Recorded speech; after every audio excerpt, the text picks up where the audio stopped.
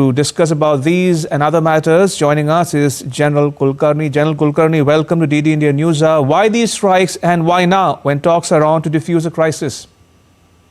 Ramesh, primarily two things. If you notice what Mr. Trump said yesterday, that the talks, indirect talks, not even direct, and it is known to the Foreign Minister of Oman, and that they did accept zero stockpiling after so many days of talk, and nothing seems to be moving ahead in terms of missiles are concerned, or even for that matter, the Hamas, Houthi, and the Hezbollah groups that are concerned, which are, of course, the proxies of Iran.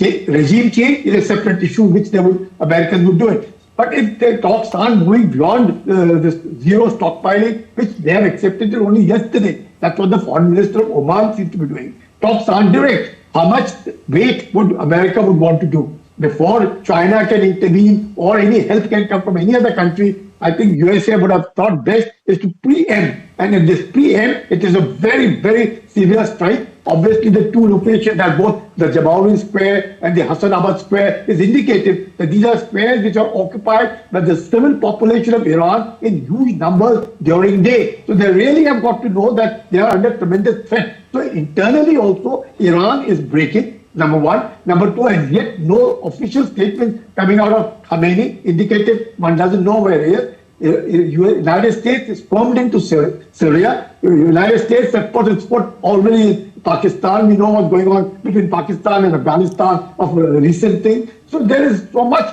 And America has been telling Iran again and again that it's time they give up their nuclear enrichment program, and also to give up the missile program, the long-range missiles of over 2,000 kilometers. But Iran seems to think that these are issues of sovereignty. And those issues of sovereignty that they would be entitled to have missiles with such long range which threaten Israel. If it threatens Israel, obviously America is not going to be tolerating it.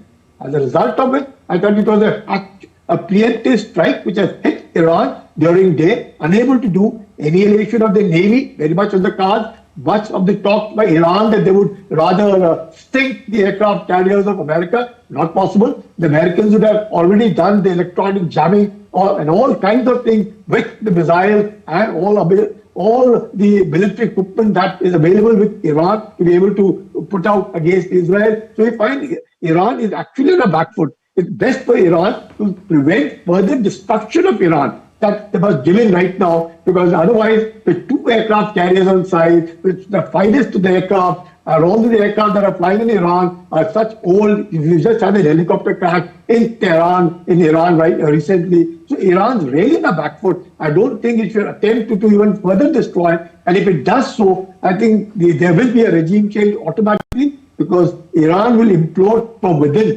people, because sanctions over the years, this kind of economic adversity in Iran over the years, water shortage in Tehran over almost a year plus. So you find Iran's in a terrible state with so many sanctions, nothing coming available. Then Raza apparently from America putting pressure, even though he may not succeed initially. Regime change is not so easy in Iran. But all other things will lead to regime change, obviously, because Iran, I don't think, will be able to withstand the kind of attacks now launched, and that too preemptive with a view to instigate Iran, that all these days we've been talking about wanting to hit the bases in West Asia of USA, 20,000 troops of America in West Asia, that they could do so. I doubt very much Iran were able to do it, because in the 12-day war, we saw the total air supremacy of Israel on the Iranian airspace. Today, they may be flying their aircraft, but that's just for more for morale boosting of the Iranian people during day, because the attack launched during day. But I don't think it is best, and as Trump has already announced,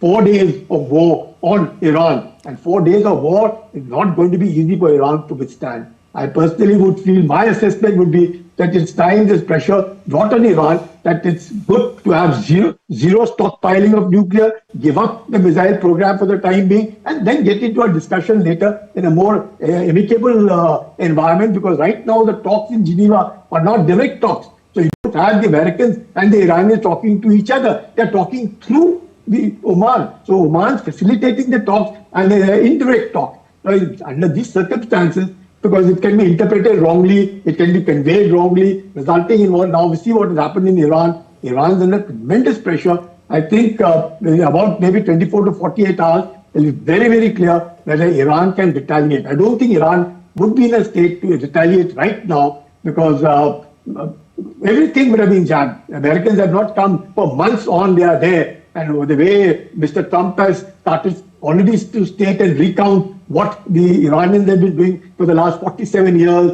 how terrible the people are, and how ruthlessly they've been behaving, and how the way the Americans have been treated by the Iranians. All this is indicated that the relations between Iran and America are at its lowest, and obviously America feels rather more convinced that Israel's existential threat might just be there. Right. Iran is not subdued right now. Yeah.